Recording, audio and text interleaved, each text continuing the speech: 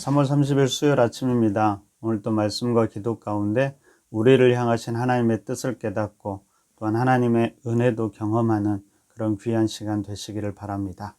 우리 함께 사도신경으로 신앙 고백하고 말씀 나누도록 하겠습니다. 전능하사 천지를 만드신 하나님 아버지를 내가 믿사오며 그 외아들 우리 주 예수 그리스도를 믿사오니 이는 성령으로 잉태하사 동정녀 마리아에게 나시고 본디오 빌라도에게 고난을 받으사 십자가에 못 박혀 죽으시고 장사한 지 사흘 만에 죽은 자 가운데서 다시 살아나시며 하늘에 오르사 전능하신 하나님 우편에 앉아 계시다가 저로서 산자와 죽은 자를 심판하러 오시리라. 성령을 믿사오며 거룩한 공회와 성도가 서로 교통하는 것과 죄를 사하여 주시는 것과 몸이 다시 사는 것과 영원히 사는 것을 믿사옵나이다. 아멘. 우리가 고린도전서 이제 묵상하고 있습니다.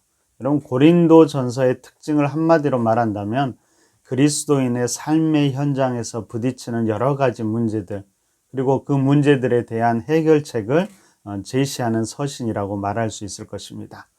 조금 더 자세히 말하면 당시 고린도 교회 안에서 일어났던 분쟁과 분파 문제, 그리고 교인들 간의 법적인 소송, 결혼 문제, 그리고 영적 은사의 남용, 성만찬, 우상 제물에 관한 문제, 그리고 부활과 관련된 문제 등 이런 다양한 문제들에 대한 바른 길을 제시하고 있는 것이 바로 고린도전서입니다.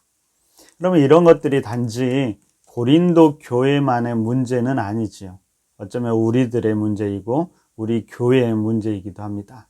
여러분, 고린도전서를 통해 우리가 바울의 충고, 성경의 권면을 살피고 우리의 믿음의 삶에도 잘 적용할 수 있기를 바랍니다. 고린도전서를 보면 여러분 1장부터 4장까지는 먼저 파당과 분쟁의 문제를 다루고 있습니다. 사도 바울은 고린도의 교회의 분쟁의 모습에 대해서 살펴본 후 그 해결책을 하나씩 제시하고 있는데요. 1장과 2장에서는 바로 복음의 핵심인 십자가의 도를 굳게 붙잡으라고 이야기하고 있습니다. 그리고 오늘 3장에서는 또 다른 해결책을 제시하고 있는데 우리가 함께 살펴보도록 하겠습니다. 그러면 3장에 들어가기 전에 한번 생각해 보십시오. 우리가 부모로서 자녀들을 볼 때 가장 안타까운 것 중에 하나가 무엇일까요?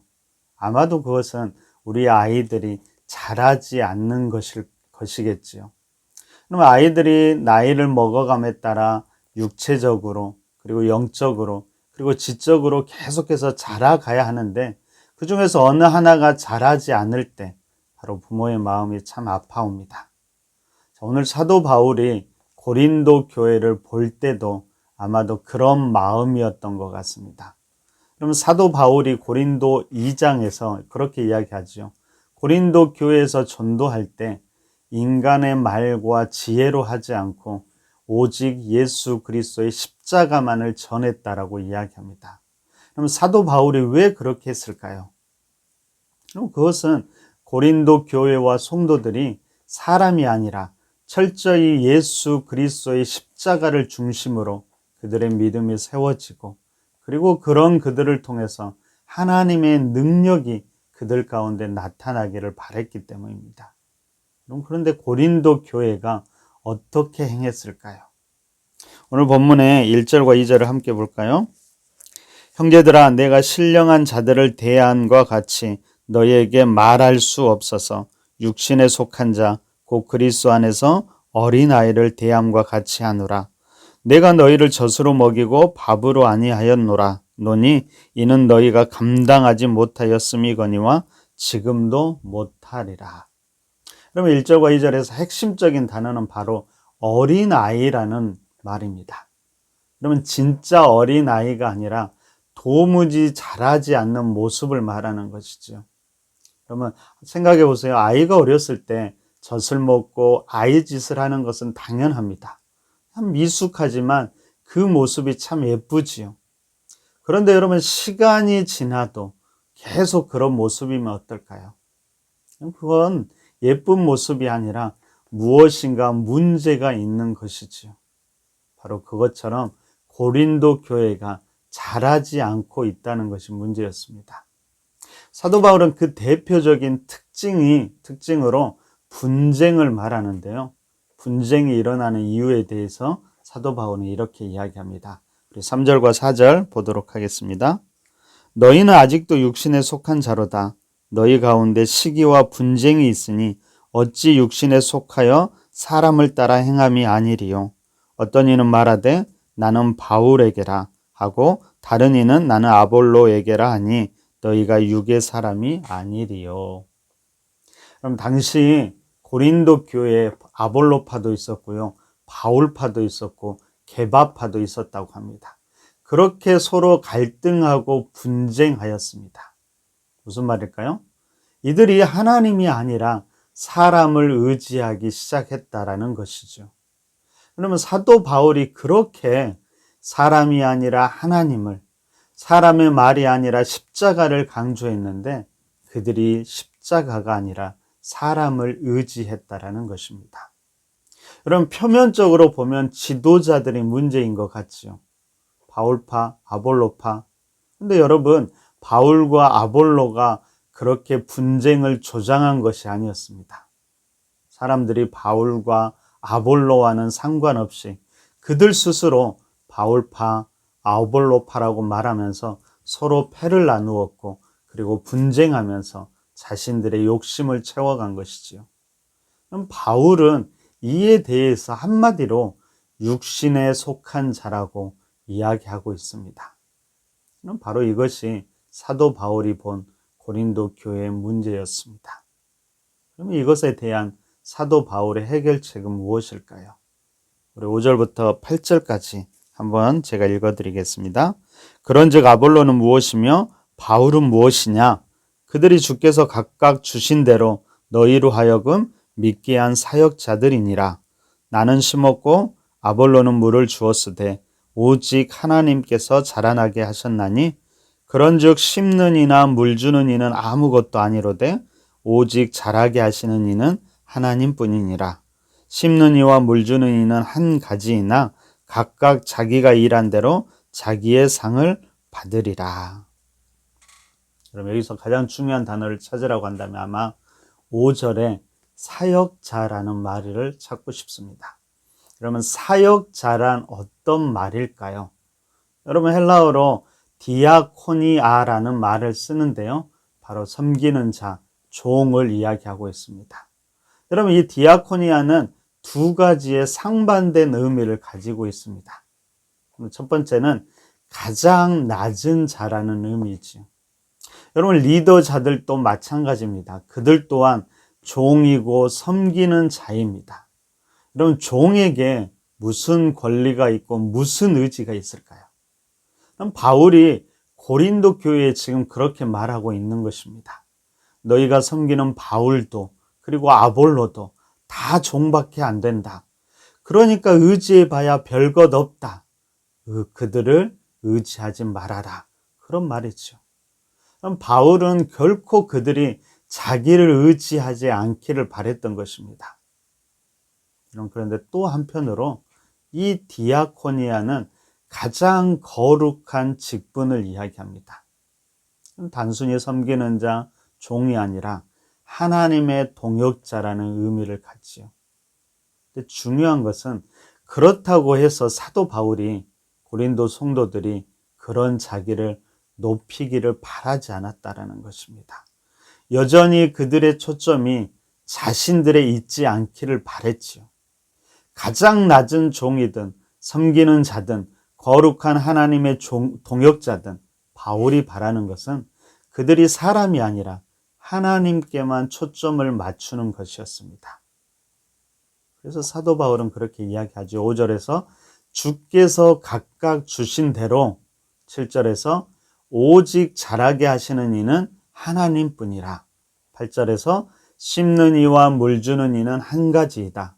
각각 자기가 일한 대로 자기 상을 받을 것이다. 그러니까 하나님께만 초점을 맞추고 우리 각자가 감당해야 할 일을 최선으로 감당하는 것, 그것이 바로 우리의 바른 태도이고 모든 분쟁을 해결하는 길이라고 사도 바울이 이야기하고 있습니다. 여러분 9절과 11절도 한번 보십시오. 자, 우리는 하나님의 동역자들이요 너희는 하나님의 밭이요 하나님의 집이니라. 내게 주신 하나님의 은혜를 따라 내가 지혜로운 건축자와 같이 터를 닦아두매 다른 이가 그 위에 세우나 그러나 각각 어떻게 그 위에 세울까를 조심할지니라. 이 닦아둔 것 외에 능히 다른 터를 닦아둘 자가 없으니 이 터는 곧 예수 그리스도라. 여러분 우리의 터는 오직 예수 그리스도입니다. 그 위에 우리는 하나님의 동역자이고 성도는 하나님의 밭이고 집이지요. 그럼 우리가 어떻게 행해야 할까요? 여러분 16절 17절을 함께 보겠습니다. 너희는 너희가 하나님의 성전인 것과 하나님의 성령이 너희 안에 계시는 것을 알지 못하느냐? 누구든지 하나님의 성전을 더럽히면 하나님이 그 사람을 멸하시리라. 하나님의 성전은 거룩하니 너희도 그러하니라. 여러분 하나님의 성전을 더럽히지 말고 거룩하게 하라고 권면하고 있습니다. 여러분 이 말씀을 오늘 본문과 관련해서 생각해 보십시오. 하나님의 성전을 더럽힌다는 것은 무슨 말일까요? 그것은 바로 서로 분쟁하는 것이지요. 다시 말하면 다른 이들을 판단하고 정죄하며 상처를 주는 것, 그러면서 자꾸 내 마음에 악이 쌓이게 하는 것, 그것이 오늘 본문에서 말하는 성전을 더럽히는 행위입니다.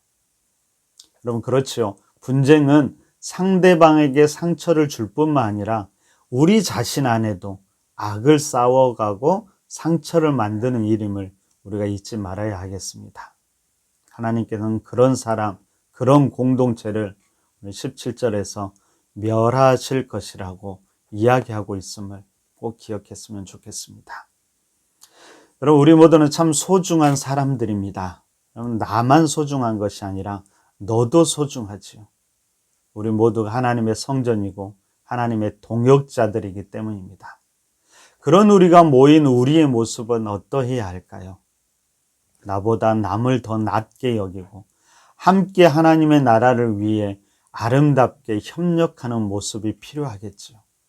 우리 푸른나무 교회가 그리고 우리 자신이 그리고 우리가 행하는 모든 사역이 바로 이런 원칙을 따라서 분리와 분파, 분쟁이 아니라 서로를 세워가는, 격려하는 그런 아름다운 공동체, 아름다운 사역이 되기를 간절히 바랍니다. 그 일을 위해서도 꼭 기도해 주시기 바랍니다. 함께 기도하겠습니다. 오늘 한 3가지 정도 말씀을 기억하며 기도했으면 좋겠습니다. 첫째로는 우리 자신, 그리고 우리 교회, 그리고 우리 자녀들이 영과 육과 지적인 면에서 함께 성장할 수 있도록 기도해 주십시오. 두 번째로는 우리와 우리 교회가 사람이 아니라 오직 주님께만 초점을 맞출 수 있도록 그런 교회와 성도들 되도록 기도해 주시기 바랍니다. 그리고 마지막으로 우리 교회 그리고 이 나라 온 세상 가운데 분열과 갈등, 분쟁이 아니라 사랑과 평화가 넘칠 수 있도록 기도해 주십시오. 특별히 깨어진 모든 관계가 회복될 수 있도록 함께 기도해 주시기 바랍니다. 이렇게 기도하고 오늘 또 주어진 하루를 주님과 함께 최선을 다해서 멋지게 동행하는 귀한 하루 되시기를 바랍니다. 함께 기도하겠습니다.